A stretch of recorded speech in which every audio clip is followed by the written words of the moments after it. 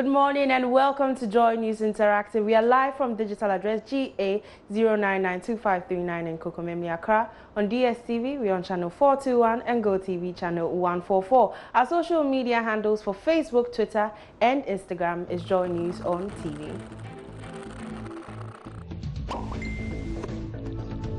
I'm Selina Ambo. We are second-class citizens in our own country. Can we trust the Ghana Police Service with our own? Now, these are some sentiments being shared on social media after the 2 kidnapped Canadian girls were rescued, while 3 Takoradi girls are still nowhere to be found. Ghanaians on social media are angry and calling for the rescue of the tardy girls. Well, the Information Minister says, hold on, we are working on it. I mentioned there are ongoing operations on similar matters, and the security apparatus encourages that we should be circumspect in our reportage and our public conversation because it has the potential of compromising some of the ongoing operations. I'll tie that to the first question about is there more emphasis on Canadians or foreigners than on Ghanaians? No. The equal level of attention is being given to all of these crimes regardless of which national is involved. But as has been mentioned, the security agencies require a lot of information and space so that they can do their intelligence gathering and deal with these matters. And we are hopeful that we can all support them by ensuring that they get that information and that space, and then they can get to the bottom of these matters. Just last week, some arrests were made in connection with that. That tells you that there's an active operation ongoing there. If anybody has further information, you can please do well to make it available to the security agencies. And the same level of seriousness that they attach to all of the others that have happened recently, which they have dealt with, they are applying that same level of seriousness. Well, it seems all the assurances the Information Minister gave seem to be falling on deaf ears. Ghanaians on social media still think they need to treat this issue with immediate effect. Let's hop onto social media to find out what people had to say. And Esther Atinuke says, congratulations to our security service. They've really done well in this case. Now they should double their efforts to rescue the Takoradi girls too.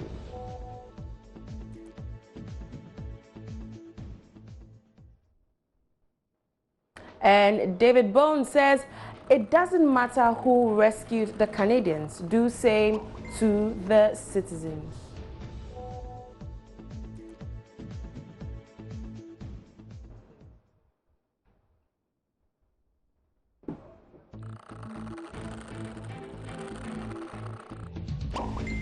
And Maswood says, wow, then they should use the same internal assets to rescue the rest of the kidnapped Ghanaians.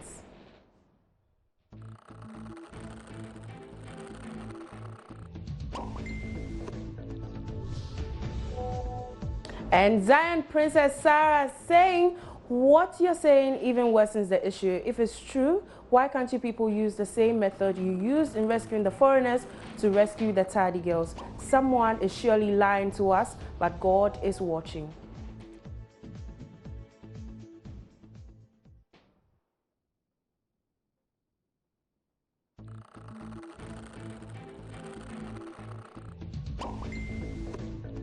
And Sadat Larry Kokroko says, political strategies.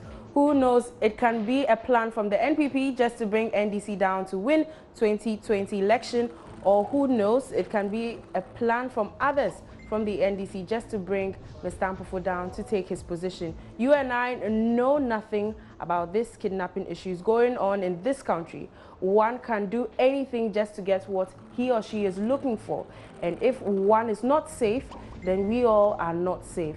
We have to be real to ourselves and stand tall to fight this together than pointing fingers to others.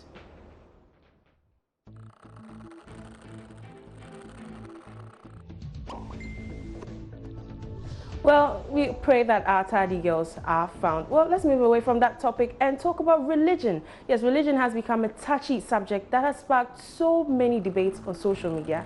An 18-year-old lady who recently converted to Christianity has become a subject. Well, she has been compelled to go into hiding because her Muslim father is refusing to accept her new faith. Mariam Abubakar decided to embrace Christianity, says she had to leave home after her father threatened to kill her. Latif Idris reports. Marx once disparaged religion by describing it as the opium of the people. That opium becomes even more toxic when it becomes a splitter of family rather than a unifier. And that is the smell 18-year-old Mariam is feeling from her parents' opium. Mariam looks stressed and terrified and dejected.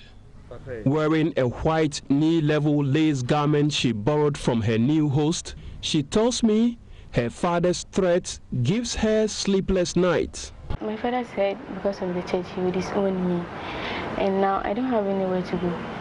He told me if I still go to the church, he'll bring Cutlass over there and come and butcher me. She talks about how she became a convert. At first, I was a stubborn girl. Like, I used to go out with my friends. I used to go to clubs. I used to take shisha. I used to take alcohol. But you did all the nasty things. Yes, I had a friend who was attending the church, and always he has been asking me, Mariam, come to church. They have been inviting people in our community. They always come for evangelism. And whenever I see them, I used to run because I don't want to listen to them. But one day, like, I was sick, yes, and I met him.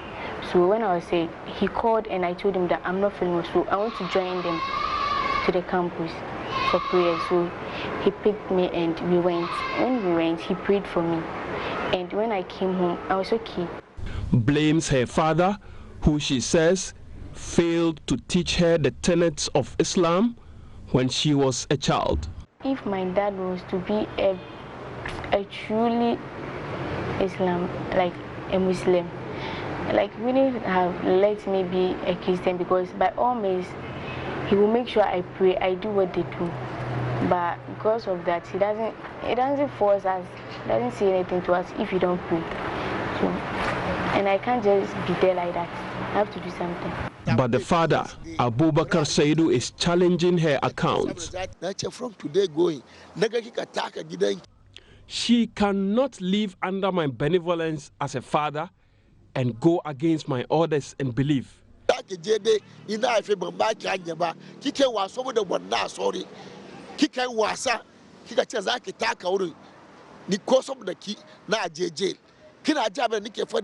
Together with his wife, Mariam's mom, they showed reports from 5 years ago when Mariam was attending Islamic school.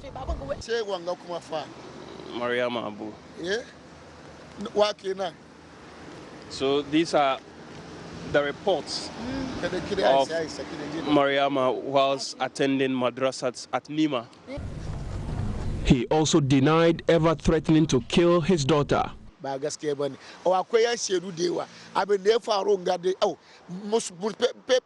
only tried to put the fear of God in her when I threatened to go to jail because of her decision. It was obvious though, Mr. Saidu loved his daughter to bits.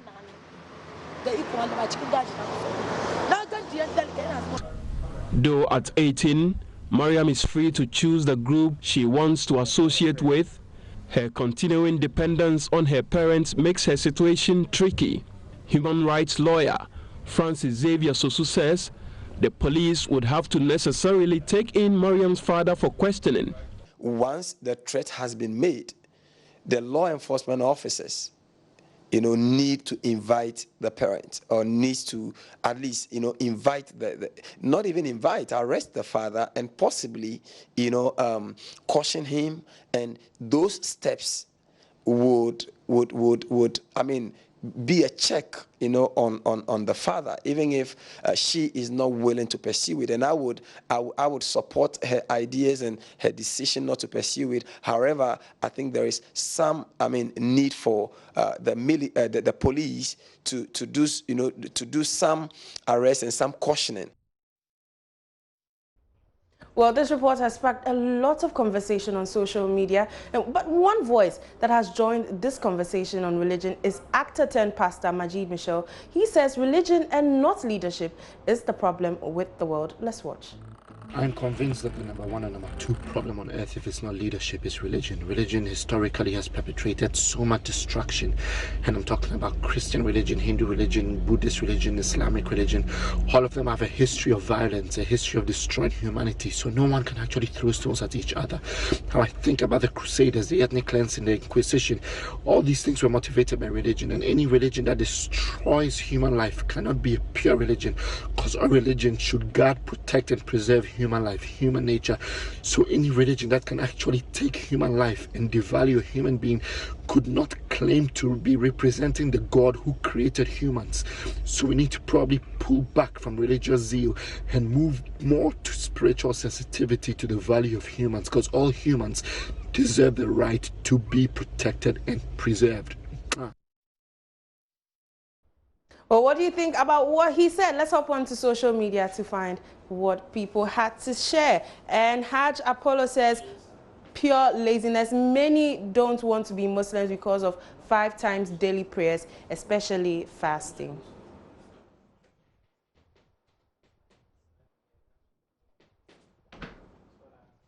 And Jibril says, this is what happens when people refuse to read but rather depend on others for their choice of faith. The father of this girl needs to be in jail as we speak for threatening his daughter. While in jail, someone should show him the verse from the Quran that says, there shall be no compulsion in religion.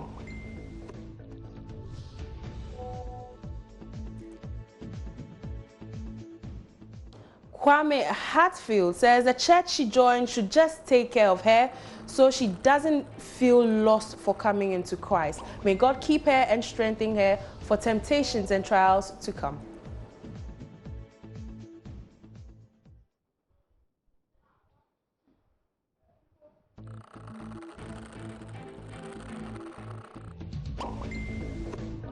Nana says this girl's case should set an example for people to be awake. You see how religion is dividing people, but as humanity, there should be love. Both religions believe in God, and God is love.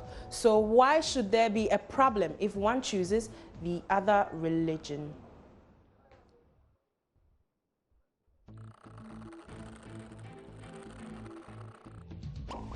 Zaki Karim comments that the father needs to be arrested if this is true, because Islam prohibits force into religion. He is doing it out of his own behavior, but not for Islam.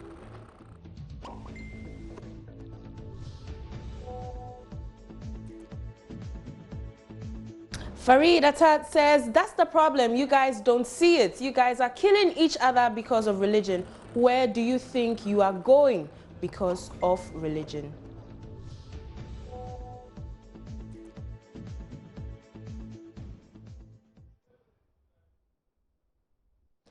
Jake Hannibal says religion is more or less the greatest problem of mankind, especially in Africa.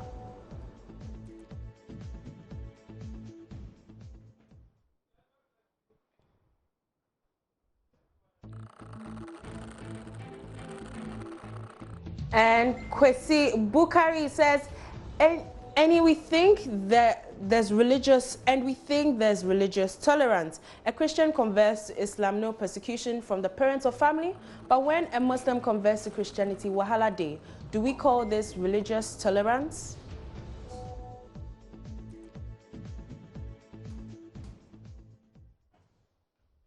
Well, it's time for us to take a short breather, and we'll be back with more stories.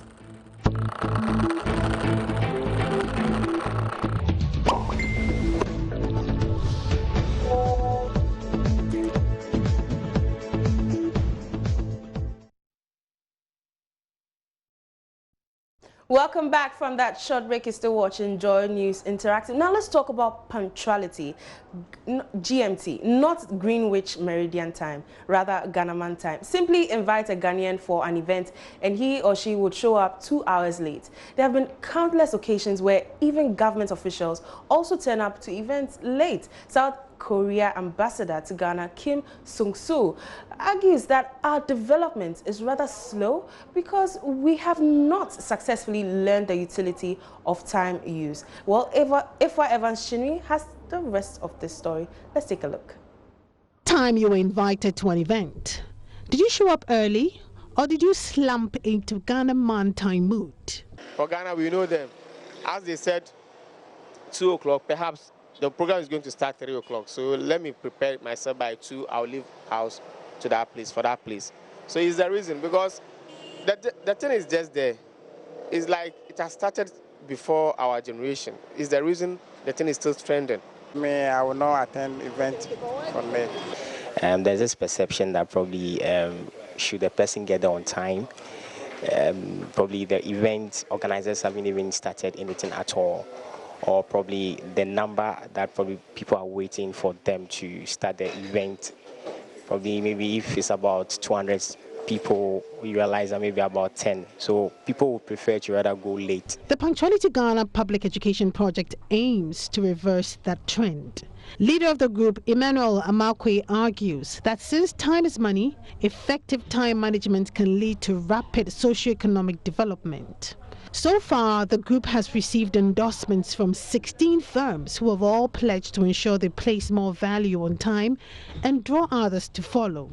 South Korea Ambassador to Ghana, Kim Sung-soo, said the move by Punctuality Ghana came as no surprise, as President Akufo-Addo had on many occasions stressed the need for Ghana's working force to adopt the habit of punctuality. He challenged persons in leadership positions to set the right examples when it comes to time management.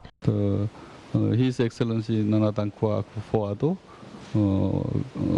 mentioned about his speech. I joined the special presentation by a senior minister about the strategy Ghana Beyond Aid to achieve the development goal, seeing our Korean experience. The Japanese ambassador, Tsutomu Himeno, lauded Ghanaians for their hospitality and further called on them to combine with effective time management so as to improve productivity.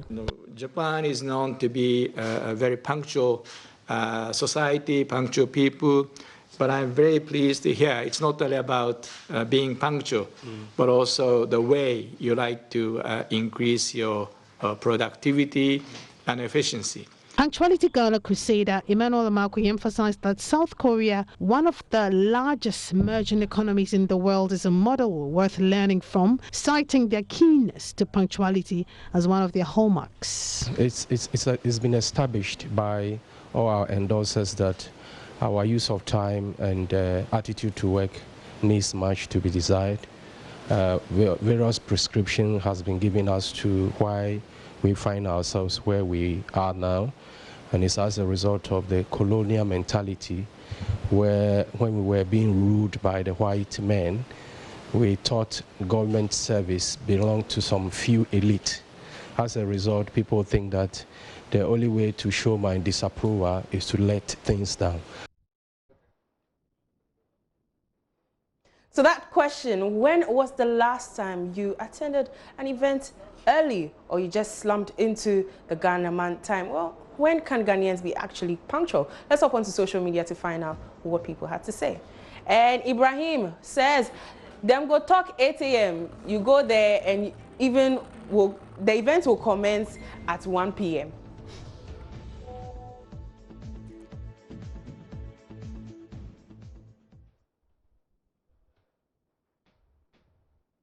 And Nana Kwesi Asamoah Boama says mostly it's because most programs fail to start exactly as said. But then it's always great to be early nonetheless.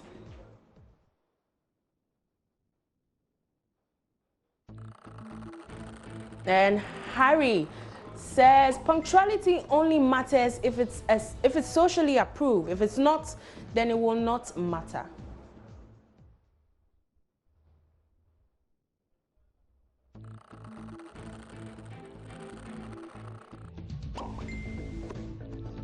Isaac F. Ankuma says our mentality is very weak. Justification for always being late for an event, and the organizers too are also relaxed, always waiting for the late coming, in sense encouraging them to be always late, waiting for the late comers, in sense encouraging them to be late. We get you. And Abdul Hanan says, fortunately, I was trained to be on time always. I cannot recollect the last time I was late to an event.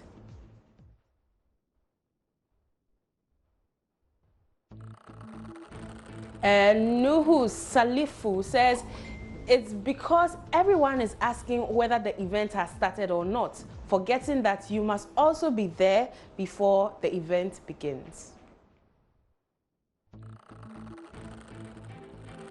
Interesting conversation on punctuality. You can also go share your comments on our social media platforms. We are on Facebook, Twitter, and Instagram. It's JoyNews on TV. Now, for our video of the day, what psychologists around the world say this is the best way to actually talk to babies.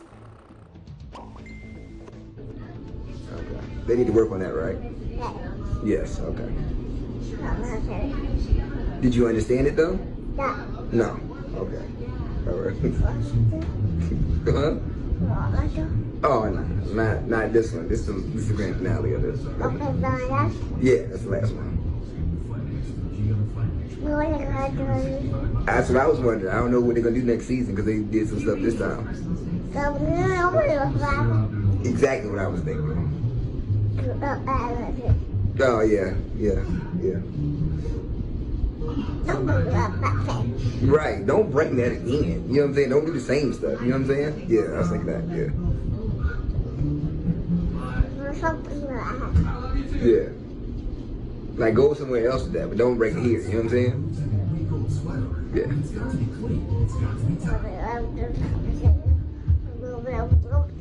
That's what I said. Then it was like, you know what I'm saying? And I was like, what in the world? But don't do that here. You know what I'm saying? Yeah.